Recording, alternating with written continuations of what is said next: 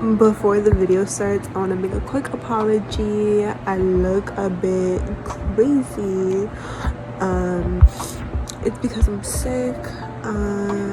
Yeah, I hope you guys enjoyed the video, my message. If you guys want to hear more about my story, tips and tricks to stay sober, my journey with Christ and all of that, I'll leave the links down below. Have a great day and night, wherever you are. Hi, my name is Sophie. Not giving out my last name for obvious reasons, but this is something that's been weighing on my heart very recently, and it is sharing my testimony to a lot of young women or young men who may be struggling with their lives that they are going through right now. And I feel like me sharing my life and some of the stories that I personally went through would help, in how I came to better my life and how I came to know God. And I just want to start off with a Bible verse. It is, I have loved you. Jeremiah 31, verse 3. I have loved you with an everlasting love. I have drawn you with unfailing kindness. Verse 4 as well. It actually says, I will build you up again, and you, Virgin Israel, will be rebuilt. I actually have had this Bible since I was 13 or 14, I want to say 13. Yeah, this Bible means a lot to me. Anyways, I started out living crazy at a really young age of 12 years old. I was into self-harm. I was also into drugs and alcohol, things like benzos, vodka, basically anything I can get my hands on, really. I guess at that time I wanted to fit in, but also numb a lot of the pain I was going through, and just did not work out for me. One thing I've come to learn is that you should feel, it matters how you cope, but I didn't understand that at the time. So my parents sent me to a Christian boarding school. I will not say the name of that boarding school. It actually was one of the worst places I've been to. It was really stressful. There was times where it was like, didn't eat a lot. They treated the girls very bad there. It was an all-girls school. It was very, very strict, very hard on the mind. You couldn't see your family. You couldn't do a lot of things. I'm not going to get into that, but it was really hard. But, I came out of that boarding school, if anything, worse, because I learned a lot of things that I should not have learned at a very young age, because I was in a school with 18-year-old girls, and I was just 13, and I came out with really bad anxiety, because it installed a lot of fears in my mind, a lot of just bad things. So I got into a lot of anorexia. I got harder into pills, and alcohol. I would mix the two, and I would actually really starve myself, and I would just run my body ill. And at some point my mom sent me to another boarding school again, a military school, and I ended up getting myself kicked out. Won't say reasons, but it just, my life was just going downhill again, and I just kept using more drugs to numb more of the pain, because mentally I was just so unstable, dealing with depression, dealing with things like mania and anxiety and paranoia. I was just so over it, that at the time I felt like only drugs could numb the pain.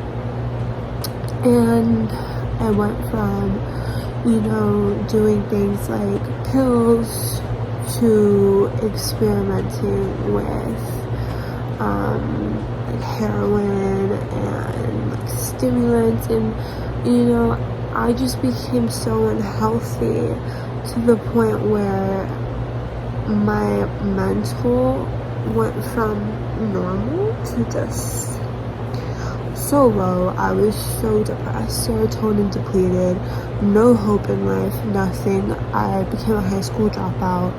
I had no goals in life, nothing, and I had no aim.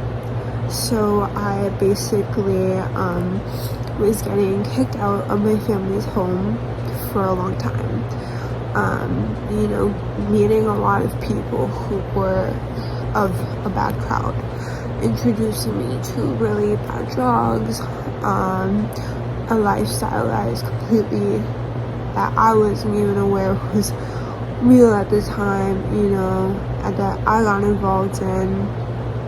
And I ended up meeting a lot of abusive people and hurting myself in the end, meeting those people. And again, I was just declining from drugs to abuse to hopping home to home because I couldn't live with my family, and just on drugs and meeting a bunch of bad people. And all this because I'm trying to escape myself. So I eventually moved into my own apartment. I'm like 19 at the time, and I'm doing good, but at this point of my life, I'm just doing a lot of BS. I'll just say that. I was into witchcraft. I was into self-harm, but not even in a way to numb myself, but in a way to I don't even want to say it, but it wasn't even sacrificial ways, but I was just not in a good place. And I invited the wrong type of spirits in my apartment accidentally, to the point where I couldn't sleep, I couldn't eat. I felt like there was just a really bad presence in my home, and that's when I started praying again, and I started really trusting in God again. But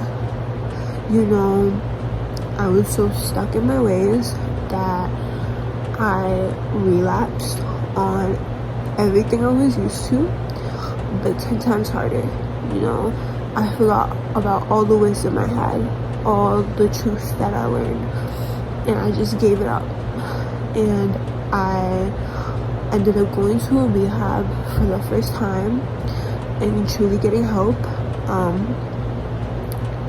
It was truly an experience because it was like a battle with faith. I knew, I couldn't keep doing this any longer.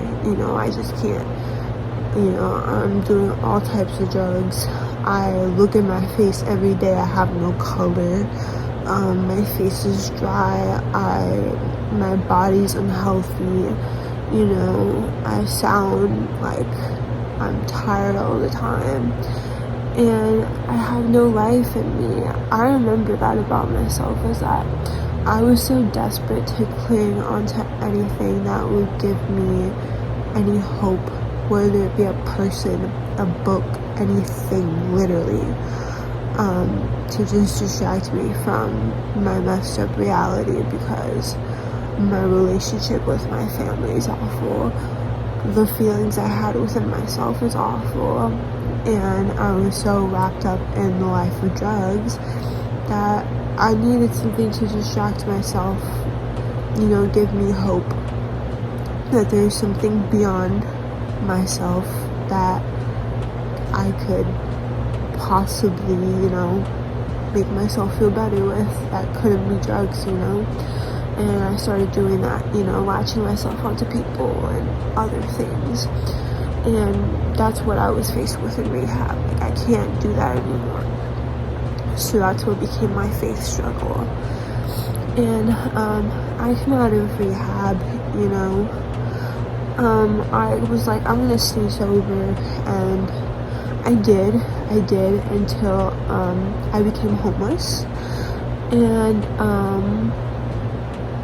being homeless gives you that mentality that I need to work hard to get out of here, but at the same time it was like, I feel so bad about myself that,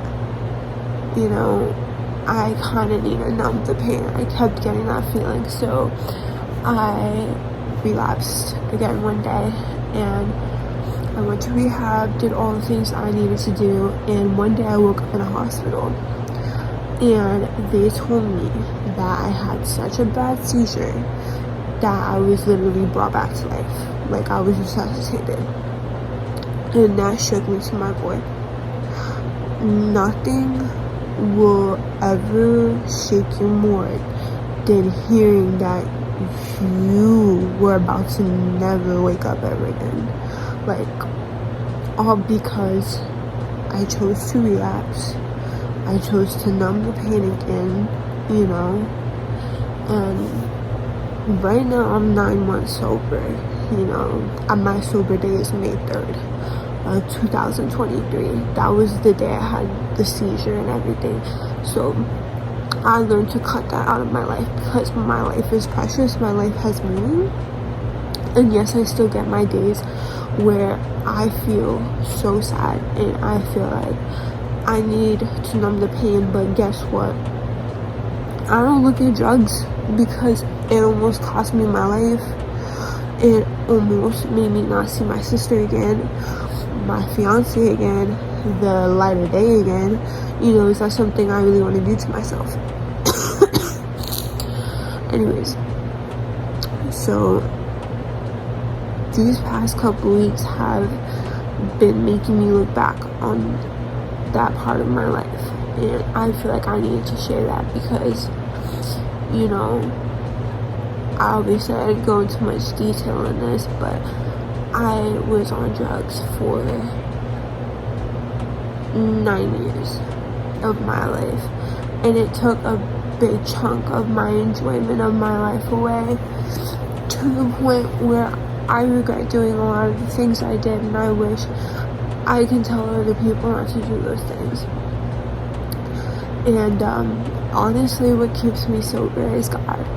And I even quit smoking. It's my second day of not smoking nicotine, and every time I think about it, I just pray to God. But anyways, back to the thing. These past couple weeks I've been really thinking about my life and how I ended up, going from a homeless shelter to back to rehab and coming back to life, being resuscitated, and then, living with my boyfriend at the time, now my fiance. I'm a licensed realtor.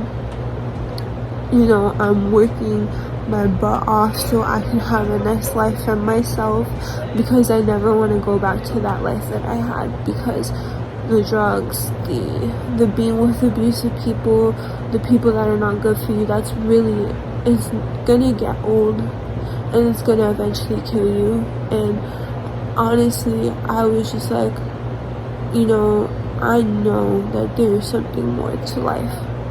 I know something was washing over me, because out of the 9 years that I've been using drugs, there have been so many times where I was this close to losing my life. And the last time, May 3rd, was that was really the last straw. That was the last run I had in me.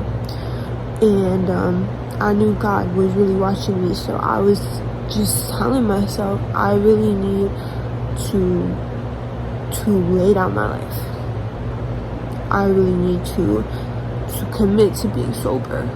If I'm really gonna do this, I'm really gonna quit smoking. If I want to do this, if I want to have a nice life, then I need to fully, trust God.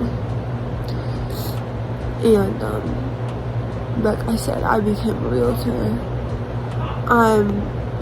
I'm doing way much better than I was a couple months ago, because literally like about to be a year ago I was in a shelter, and I did a complete 180, all for trusting in God.